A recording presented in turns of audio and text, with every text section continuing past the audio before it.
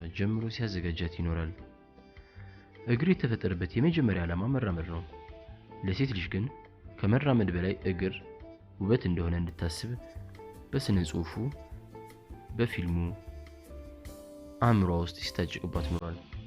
ከመራመዷ በላይ የአረማመዷንና የእግሯን ውበት እንድታስብ ስትሰበክ ኖራለች።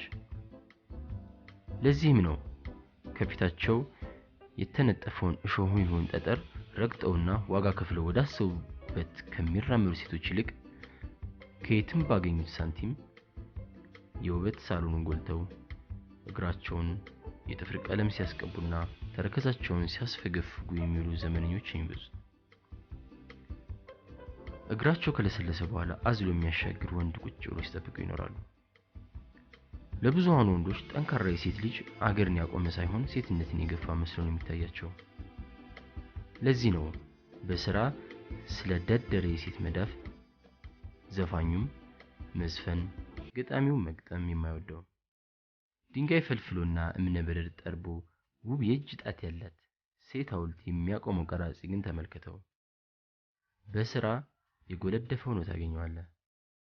ከግማሽ በላይ የሚሆነው ህዝብ ሴት በሆነበት ሀገር ሴት እጃቸውን አስበው መደርደሪያ ላይ እንዲያስቀምጡት በማድረግ ለውጥ ጠብ አይልም። እንዲሰሩ ማደፋፈር እጅ ወደ ተፈጠረበት የመጀመሪያ ዓላማ እንዲመለስ መሰበክ አለበት። ማምሻ ከሚለው ርዕስ የተቀነጨበ።